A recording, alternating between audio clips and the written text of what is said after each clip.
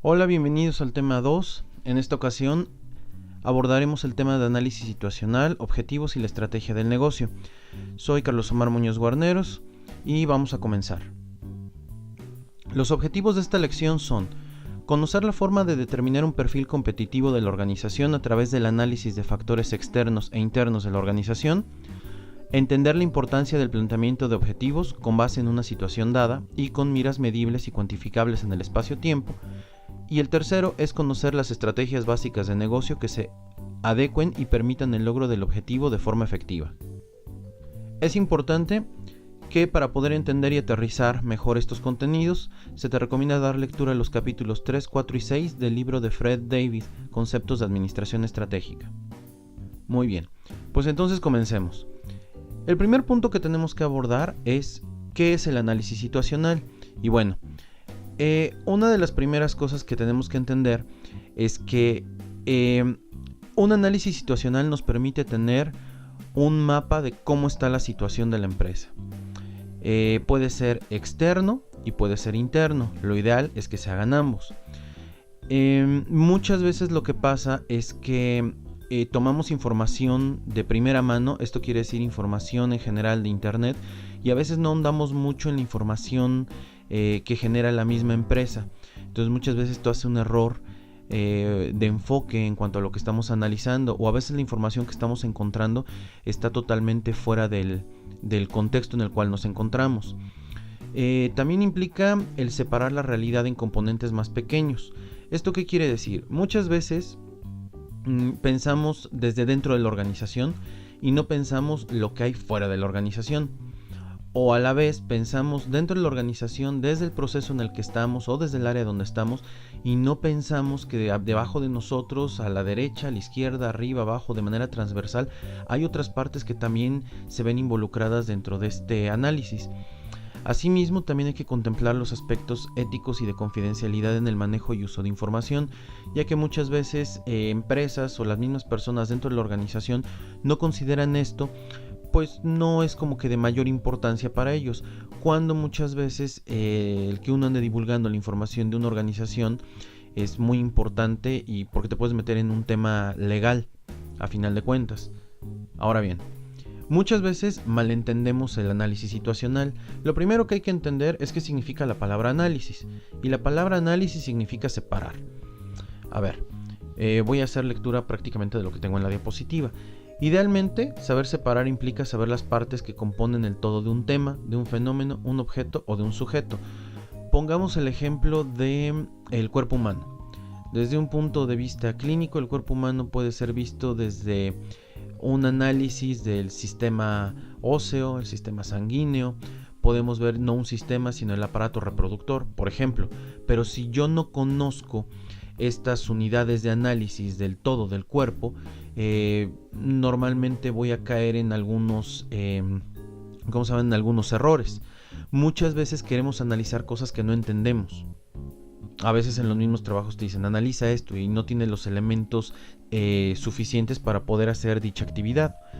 Entonces sí sería importante que entendamos bien que el análisis es separar, pero para poder separar debemos comprender el todo de la organización y el todo también de lo externo. Muchas veces limitamos el análisis a únicamente, es lo económico, ¿cómo me afecta lo externo económico a mí como organización?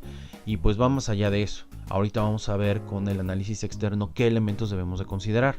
En el análisis externo, acorde al libro de David, prácticamente copié y pegué la imagen que viene dentro del libro, que debo de considerar como un análisis externo. Y bueno, él refiere fuerzas externas y las determina como fuerzas externas claves. Por ejemplo, dentro de las fuerzas externas claves tenemos lo que es la parte de las fuerzas económicas, que aquí estoy señalando, que entra como una fuerza económica.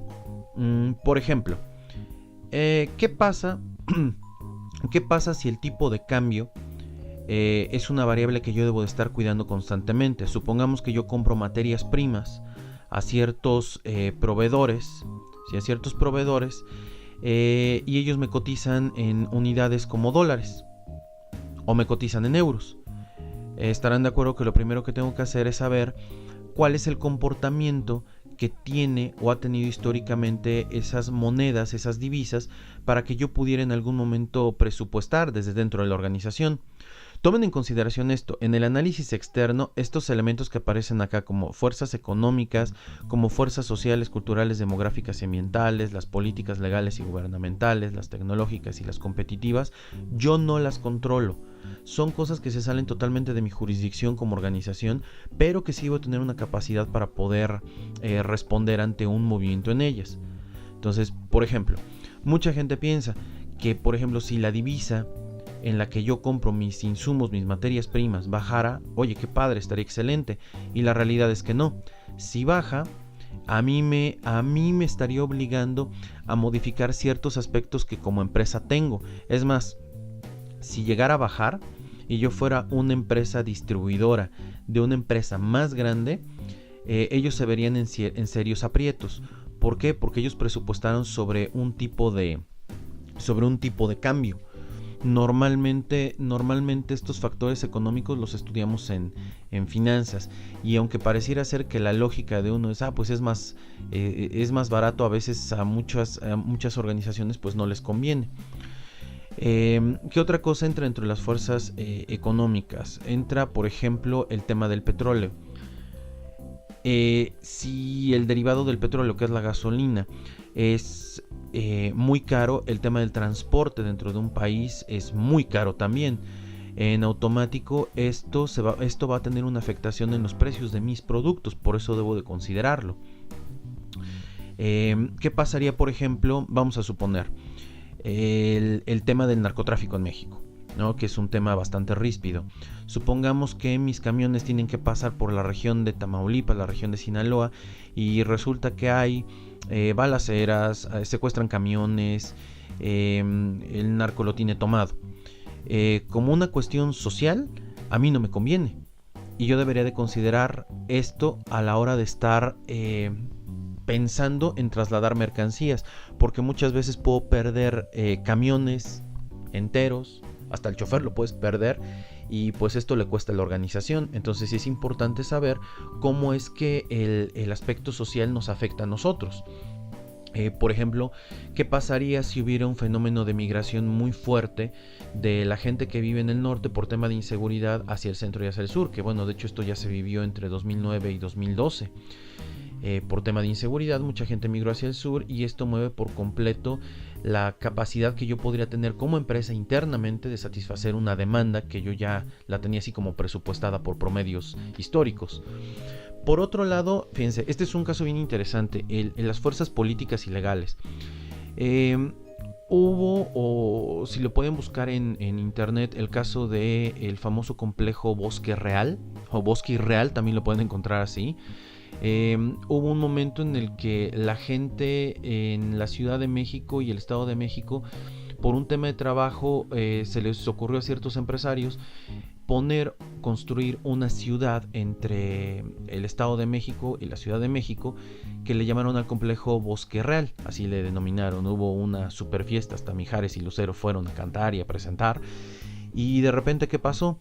En la administración de ese año concretamente, no recuerdo quién estaba como jefe de gobierno, les dijo: adelante, pueden tomar esta zona de bosques que tenemos aquí entre el Estado de México y la Ciudad de México, para que puedan construir el complejo de Bosque Real. En lo que les dieron el bobo, les dijeron que sí y todo. Viene el cambio de administración, entra ¿cómo se llama? Andrés Manuel López Obrador, y en automático él dice: no se puede construir en zonas que están protegidas, esto no debió de haber pasado, y les echa el proyecto para atrás. Entonces se convierte en un tema político y en un tema legal. Ahora imagínate tú como empresario que no consideraste esto, el cambio de una administración, con a lo mejor más miras hacia el tema ecológico, por decirlo de alguna manera, y pues ya perdiste dinero.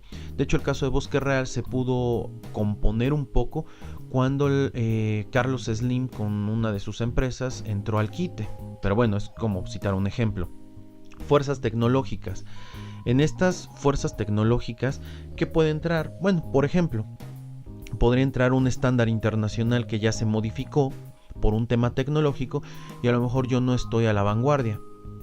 Si vamos a suponer, una máquina que contamina menos a la hora de producir X o Y, o procesar más bien X o Y materias primas.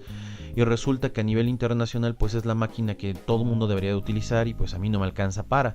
Debería yo de pensar cómo voy a hacerle para poder adquirir dicha tecnología. Y por otro lado son las fuerzas competitivas, es decir, dentro del negocio en el cual yo estoy, cómo se están comportando las empresas que están compitiendo conmigo. Por ejemplo, ¿qué pasa si una de estas empresas de repente empieza a mover su core business en lugar de, vamos a suponer, de la manufactura a la innovación? Eso tiene ciertas afectaciones. Muchas veces pensamos que si la competencia se cae, en un pensamiento muy mexicano, muy cultural mexicano, se cae la competencia, excelente, por mí mejor, entonces los absorbo yo. Pero a veces no te pones a pensar que tu capacidad de producción de bienes y de servicios pues no te va a dar para satisfacer la demanda, la oferta de productos que ese competidor dejó vacante. A veces sus competidores pues son muy necesarios. De hecho, la competencia siempre es necesaria. Entonces, todas estas fuerzas externas van a tener un punch muy fuerte en cosas más tangibles. Por ejemplo, en tus competidores, cómo se comportan, producen más, producen menos, cambian de proveedores. Por otro lado, en los proveedores, ¿qué pasa si un proveedor se empieza a volver monopólico? ¿Qué pasa si uno de tus proveedores se empieza a perder fuerza y empiezan a entrar proveedores de menor calidad? Y esto hace que tus competidores aparezcan más competidores y estos se vuelvan tengan una capacidad mucho mayor de oferta de bienes y servicios. ¿Qué pasaría, por ejemplo? Un tema que se cuida mucho en el aspecto económico. ¿Qué pasa, por ejemplo, si Estados Unidos aumenta la tasa de interés? ¿Cómo se nos mueven las tasas de interés bancarias a nosotros, como empresas y como personas físicas? Todo esto me va a generar lo que se le denomina oportunidades y amenazas que enfrenta una organización. Aquí es muy importante determinar que este análisis externo y el análisis interno muchas veces resultan en oportunidades, amenazas, y en el interno en fortalezas y debilidades. Pero ojo, no te confundas, no tiene que ver con la matriz FODA. Esta es una matriz que nos va a ayudar a determinar un perfil competitivo de la organización, ¿sí? La matriz FODA es mucho más específica y se aplica internamente en la organización. ¿Sale? Estas oportunidades y amenazas son generales y te vuelvo a repetir, ayudan a determinar un perfil competitivo dentro de la organización. Entonces, una vez explicado a grandes rasgos este análisis externo, te darás cuenta que es una tarea que no la hace una sola persona, la tiene que hacer la organización completa. ¿Sí? Cada una de las áreas o procesos, como lo quieras ver, tiene que darse la tarea de ver, pues cómo están cada una de estas fuerzas y cómo están incidiendo en mi entorno inmediato. Dentro del mismo análisis externo te dejo en esta diapositiva algo que espero que te sirva. ¿Qué me debería preguntar sobre la competencia? Ese directamente lo tomé del libro de David, que tú espero que hayas revisado o vayas a revisar. Y ahí te dice, te voy a leer por ejemplo el punto 4. El punto 4 que está por acá dice: ¿cómo es más probable que respondan los principales competidores a las actuales tendencias económicas, sociales, culturales, demográficas, ambientales, políticas, gubernamentales, etcétera? Si yo tengo que tener una idea de cómo va a responder la competencia ante esos cambios, porque si ellos responden de una manera inadecuada, a mí me van a meter en una bronca. Y si responden de una manera adecuada, yo cómo me puedo subir en esta ola para que también me vea yo beneficiado. Muchas veces lo que hace un competidor es abrir camino. Es como cuando vas en el auto y la calle está inundada y dices, chin, se le va a meter el agua al escape. Y entonces ves que un camión, alguien adelante te abre camino, pues te pegas, ¿no? Digo, si lo hacemos en el día a día, ¿por qué no hacerlo en una organización? Otro ejemplo de esta es, por ejemplo, ¿cuáles son las principales fortalezas de los competidores? Muchas veces las fortalezas de los competidores nosotros las vemos como algo malo, y no. Habría que ver, porque en sus fortalezas nosotros podemos encontrar buenas lecciones. Les voy a poner un ejemplo. Lo que hacía Toyota cuando en sus agencias, ¿sí?, en Estados Unidos y en muchas partes del mundo, te ponía el libro de Toyota. Entonces llegaban los competidores para ver qué hacían y lo primero que veían es que estaba ahí el libro de Toyota, el famoso Toyota Way, en donde tú podías ver qué era lo que hacían ellos y por qué Toyota durante muchos años fue el líder indiscutible en la industria automotriz. Entonces el competidor llegaba y veía el libro y decía, mira, estas son las fortalezas que tienen. Casi Toyota decía, ven y cópiamelo para que tengamos de veras un nivel de competencia. Entonces, bueno, eso habría que cuestionarse sobre la competencia. ¿Qué otra cosa me tengo que cuestionar? Bueno, cuestiónate sobre esto, el mercado de clientes. ¿Qué es lo que pasa muchas veces? Muchas organizaciones caemos en la zona de confort. Bueno, yo te plantearía estas situaciones. Vuélvete a preguntar qué necesita el mercado. Muchas veces damos por hecho que el mercado quiere mi producto, el mercado consume sopas. Ajá, pero ¿realmente necesita sopas? El hecho de consumirlas no quiere decir que las necesite, ¿estás de acuerdo? A lo mejor las compra porque le gusta tener inventario en su casa. Sabrás que al mexicano le gusta manejar inventarios altos en un segmento poblacional y que muchas veces se les echa a perder. Por otro lado, pregúntate también cómo quiere ahora el producto o el servicio ese mercado. Mira, hace 20 años lo que querían las mamás era armarte una sopa, ¿sí? Hacer desde el caldo, poner, bueno, todo lo que implica una sopa. Hoy en día, ¿qué es lo que quieres? Pues quieres practicidad, entonces mucha gente que lo que hace compra las sopas en sobrecito, nada más para echarle el agua porque ya viene saborizada, precocida, y en una cuestión de 15 minutos, 10 minutos, tienes una sopa lista. Digo, esto es obviamente dependiendo del mercado. Habrá un tipo de mercado, un segmento de mercado, un nicho de mercado que quiera algo diferente. Te pido que le des una revisión a estas preguntas que yo te planteo acá, que te van a ayudar a darte una idea de cómo hacer un buen análisis externo sobre el mercado de clientes. Contexto sociopolítico. Aquí te leo otras dos preguntas. Dice, ¿qué pasaría si las políticas públicas, es la primera, en el consumo de productos como el mío o el producto que yo vendo como organización cambiaran en contra o cambiaran a favor? Recuerdo alguna vez en una clase con una persona que trabajaba para una cervecera grande, que le decía yo, bueno, oye, ¿por qué no te planteas la idea de que qué pasaría si un día la cerveza dejara de, por un tema de Secretaría de Salud, dijeran que la cerveza es nociva para la salud y cualquier alcohol se prohíbe? La persona me decía, eso nunca va a pasar. Bueno, yo le hacía el comentario, acuérdate de la gran prohibición en Estados Unidos. Durante la gran prohibición en Estados Unidos, ¿qué fue lo que pasó? No se vendía alcohol.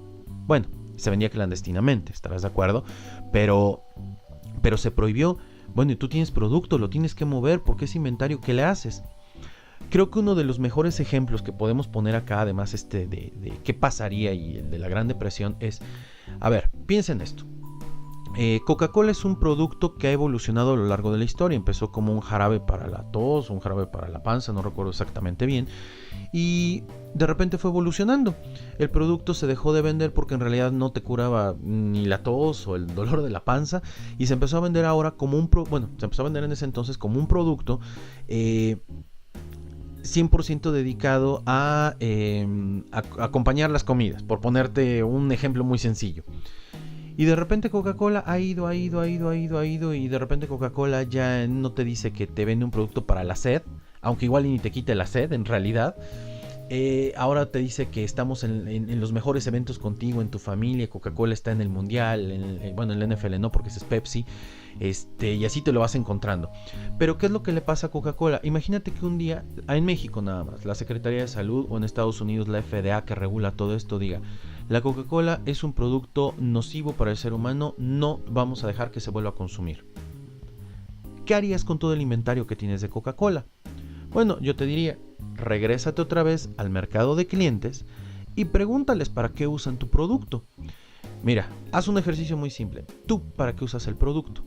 ¿Para qué otra cosa usas Coca-Cola? ¿Ya lo pensaste? Bueno, si no te viene a la mente para qué otra cosa se usa la Coca-Cola, te voy a dar dos ejemplos. Uno, se utiliza para pistas de baile, por ejemplo, que son pistas de baile de madera y que suelen ser resbalosas con zapatos. Echan Coca-Cola, la diluyen con agua y entonces usan el mechudo, lo pasan encima y la pista queda pegajosa. ¿Para qué otra cosa? Para limpiar oro y plata. ¿Para qué otra cosa? Para destapar o para quitarle las manchas de sarro a los sanitarios. ¿Te das cuenta que si un día la Coca-Cola fuera prohibida por un contexto sociopolítico, la Coca-Cola tendría un muy buen mercado al cual llegar? Bueno, para eso precisamente revisamos lo del mercado de clientes y el mercado sociopolítico. ¿Qué pasaría si una de estas variables cambiara y mi producto tuviera que sobrevivir o por lo menos sacar el punto de equilibrio mínimo de los productos que ya se tienen en proceso, los productos que se tienen en inventario. Aquí sobre el tema económico, bueno, esto ya te lo comenté hace unos instantes, cómo afecta a la organización el tipo de cambio, cómo afecta a la organización el tema del petróleo, cómo afectan ambos temas a mis proveedores y a la organización, o a los distribuidores y a la organización. ¿Qué pasa si las tasas de interés bancario aumentan? ¿Cómo afectan a lo que nosotros hacemos? Son algunas ideas como para que tú te vayas dando cuenta de qué implica el análisis externo. Ahora, ¿qué pasa con el análisis interno? Bueno, te voy a dar aquí algunos tips también. En el análisis interno, yo te recomendaría que revisaras la cadena de valor acorde a Michael Porter. ¿Por qué? Porque en la cadena de valor de Michael Porter vamos a encontrar lo siguiente. De entrada, tenemos actividades de tipo primarias o procesos primarios, como le quieras llamar.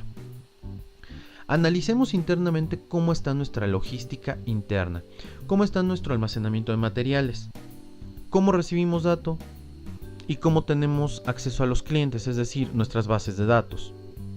Todo eso lo podemos medir. Hay muchas organizaciones que no manejan un layout adecuado. El layout es qué entra, qué se procesa y cómo sale. Y a veces el mismo lugar por donde entra es el mismo lugar por donde sale. Y eso te genera un taponeamiento impresionante. En las operaciones, imagínate, hay empresas que todavía trabajan sin una línea de producción estilo Henry Ford.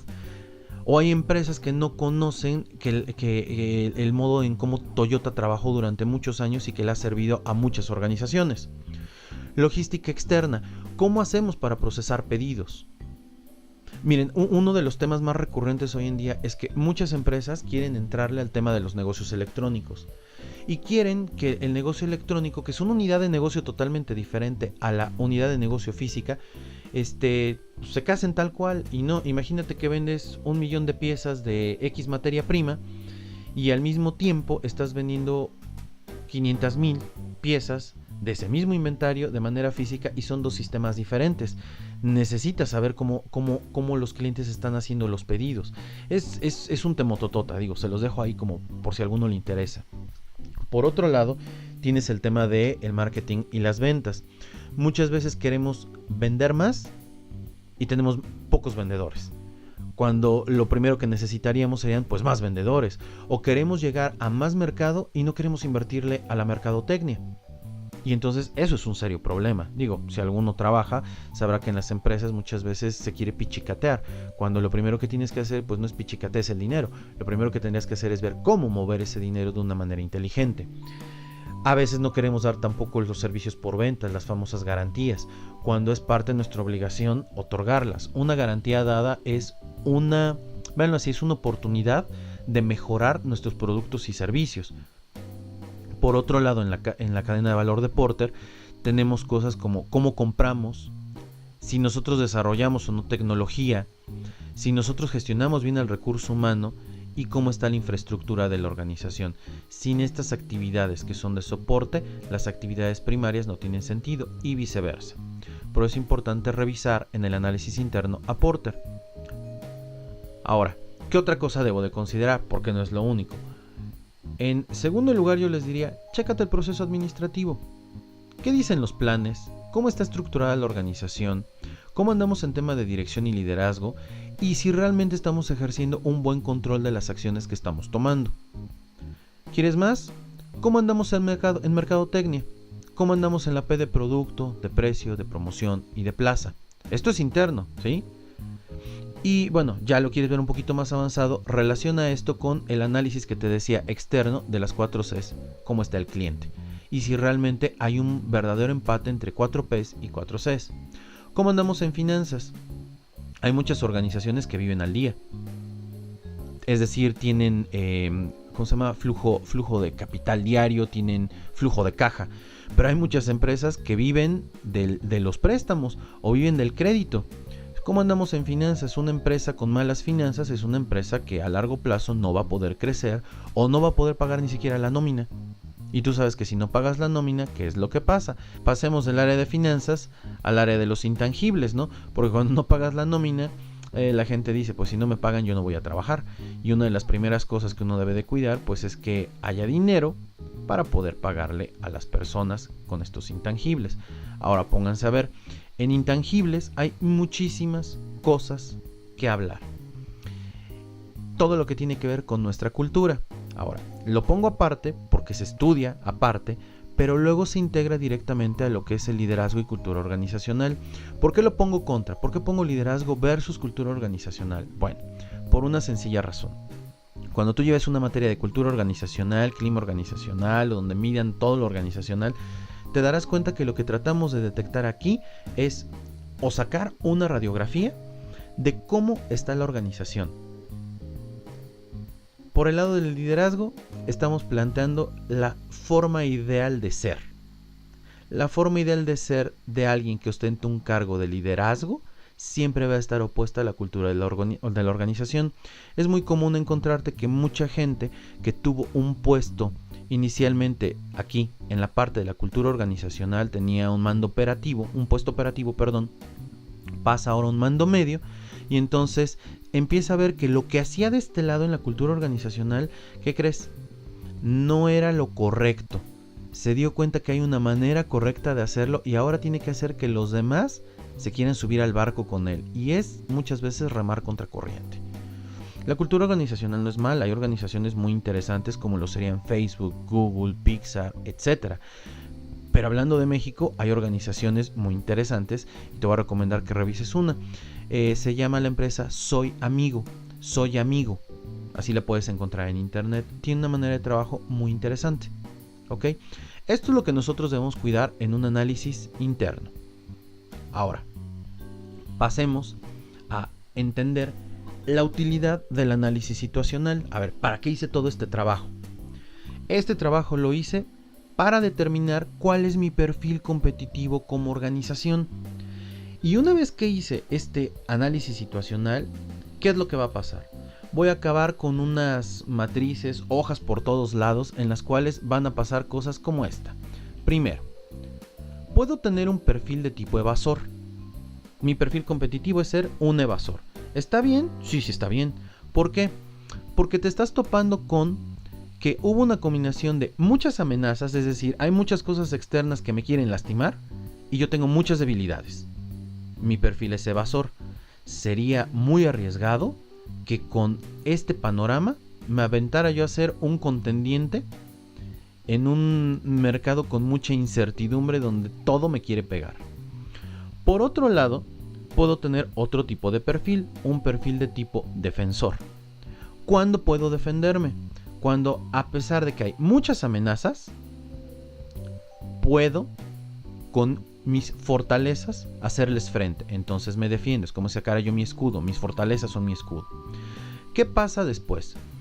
Bueno, viene después que si encontré en mi análisis muchas oportunidades y yo tengo muchas fortalezas, me puedo volver en un contendiente.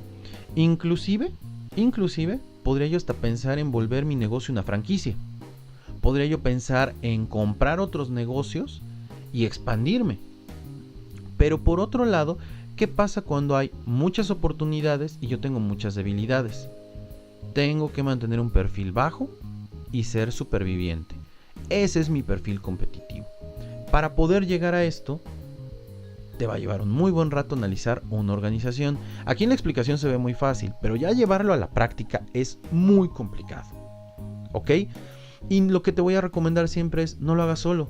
Siempre trata de hacerlo con ayuda de alguno de tus compañeros. Aprovecha, por ejemplo, que en materias online tienes muchos compañeros que son, por ejemplo, del área de finanzas, del área de mercadotecnia, del área de administración, y cada uno de estos enfoques, ¿sí?, te ayuda a apuntalar áreas en las que tal vez no eres experto o áreas en las que te cuesta mucho trabajo entender qué es lo que está pasando. Entonces, cerrando esta primera parte, determino mi perfil competitivo y entonces viene un punto importantísimo: determinar cuál es el objetivo con base en lo que tengo. Supongamos, bueno, más bien, primero te voy a explicar qué es un objetivo. Un objetivo lo vamos a entender como un parámetro de medición de la efectividad de la empresa. Ojo, más adelante vamos a tocar el tema de qué es la efectividad y cómo se compone. Un objetivo es una síntesis del análisis situacional. Y un objetivo también está en esta síntesis, te está resumiendo qué perfil competitivo tienes. Un objetivo determina el tipo de estrategia a implementar. Y bueno, para que te des una idea, muchas veces no nos dicen cómo redactar un objetivo. Aquí te pongo 2 ejemplos. Primero, te pido que te ubiques aquí en la tabla. ¿Cómo se redacta un objetivo? Primero debe de tener un verbo en infinitivo. Los que terminan en ar, ir, esos son verbos en infinitivo. Debe de decir qué se hará, debe de decir cómo lo vamos a hacer, debe de decir por cuánto tiempo se va a hacer, cuánto costará y qué área o proceso o quiénes serán los responsables de vigilar, cumplir y reportar avances. ¿Ok? Vamos a ver un ejemplo. Acá. Lo redacto y digo, el objetivo, es minimizar 15% del gasto de operación diario del edificio de oficinas del corporativo que tú quieras ponerle a través de la implementación de las 5 S de la calidad durante el periodo de mayo a diciembre de 2018, cuyo costo de implementación será de $8,000, quedando a cargo o como responsable el área D que reportará avances a la dirección general. ¿Ya viste? Cumplí con la redacción de un objetivo. El otro ejemplo que tengo. Optimizar el costo de producción de la línea de alimentos para perros en presentación de sobres de 500 gramos en un 35% con respecto al cierre del año 2017. ¿Cómo lo vamos a hacer? A través de la mejora del proceso de selección de proveedores, la revisión de estándares de insumos y la revisión y adecuación de los eventos catastróficos registrados en la bitácora de la línea de producción del año 2016 y 2017. Esto lo vamos a hacer durante el año fiscal 2019. El costo de implementación está evaluado en $2 millones y queda como responsable la dirección de operaciones, quien reportará a la dirección general los avances de forma mensual. Así se redacta un objetivo.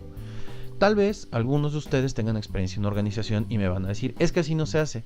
Ok, tal vez así no lo hagan en tu organización, pero estarás de acuerdo que esta manera de hacerlo te ayudaría muchísimo en tu trabajo diario. Bueno, ya tengo el objetivo. Y está muy padre, ¿no? Pero yo te decía por acá arriba. ¿Y cómo vamos a ver esta medición de la efectividad del objetivo? Bueno, de una manera muy sencilla. Yo te comparto esta manera. Debe de haber muchas maneras más, pero esta funciona. Es como la manera más sencilla que cualquiera de nosotros podría ocupar. Yo la aplico y creo que sí funciona y funciona bastante bien. La efectividad, ¿sí? Es el último elemento con el que vamos a trabajar. En esta tablita te voy a poner la eficacia en primer lugar, la eficiencia en segundo lugar y la conjunción de estas dos como un elemento de efectividad. Mira, ¿qué mido en la eficacia? En la eficacia voy a medir el resultado alcanzado entre el resultado esperado. ¿Ok? Ahora, ¿cómo lo voy a calificar? Porque si tú das esta división de resultado alcanzado entre el resultado esperado, pues normalmente te va a dar un decimal. Ese decimal corresponde, si lo conviertes a porcentaje, en esto, rangos. Oye, si me dio 0.10 equivale al 10% y está en el rango de 0 a 20, le doy 0 puntos de calificación. Oye, si me dio 50, está acá, del 41% al 60% y le doy una calificación de 2. Y puedo sacar a mi coeficiente porcentaje de eficacia. El coeficiente o porcentaje de eficiencia, ¿cómo se compone? Fíjate, aquí ya le metemos más variables. Resultado alcanzado entre costo alcanzado, y el resultado de esto los voy a multiplicar por el tiempo en el que alcance ese resultado. A la vez, esto lo voy a dividir entre lo que resulte de el resultado esperado entre el costo esperado por el tiempo esperado. ¿Qué pasa si queda por debajo del número 1 del entero? La calificación es 1. ¿Qué pasa si es igual a 1? Quiere decir que fue eficiente. Es de 3. ¿Qué pasa si está por encima de 1? El puntaje es de 5. Una vez que hice esto, voy a tener que hacer lo siguiente para sacar mi efectividad. Sumar el puntaje de eficiencia con el puntaje de eficacia, es decir, el puntaje que me haya dado aquí con el puntaje que me haya dado aquí. Lo sumo, lo promedio, es decir, lo divido entre 2 y luego el resultado que me dé lo voy a dividir entre el máximo puntaje. El máximo puntaje en cualquiera de las dos fue 5. Lo divido entre 5. El resultado que me dé lo multiplico por 100 para que me dé un porcentaje y me da la efectividad que tuve en el trabajo. Si te das cuenta como si el objetivo no tiene estos elementos, no vas a poder determinar ni tu eficacia, ni tu eficiencia, ni tu efectividad, te pido que revises los ejemplos que te acabo de poner acá, ¿sí? Y que veas cómo en cada uno de estos hay tiempo, un porcentaje y hay un costo, que es muy importante para el trabajo que hacemos a la hora de medir si el efectivo fue bueno o fue malo, o si tuvimos más bien un nivel de efectividad, de eficiencia o de eficacia positivo o negativo. Aquí te pongo algunos ejemplos. Mira, tomando el objetivo 1. Considerando el objetivo 1, vamos a calcular su eficacia, planteando 4 tipos de escenarios. A mí en lo personal me gusta poner siempre escenarios como para poder saber a qué me enfrento. Uno realista, uno pésimo, uno ideal y uno surreal, porque es el que no va a pasar. En un escenario realista, el resultado alcanzado fue del 12%. El resultado esperado era de 15%. 12 entre 15 me da 0.8, alcanzando un puntaje de 4. Te pido que revises la tabla que te puse 2 diapositivas atrás. En un escenario pésimo, el resultado alcanzado fue de 6. Y el resultado esperado era de 15. El logro, 6 entre 15, me da a 0.4. El puntaje es de 2. ¿Qué pasa si en el escenario ideal el resultado alcanzado es del 15% y el resultado esperado es del 15%? Tendré un logro de eficacia del 1, es decir, calificación de 5. ¿Y qué pasa un escenario surreal? Supongamos que el resultado alcanzado fue del 20%, cuando yo había proyectado uno de 15. El logro de eficacia es de 1.33, es decir, te pasaste. El puntaje sería también de 5, porque no hay un puntaje mayor. Ese sería el resultado de la eficacia.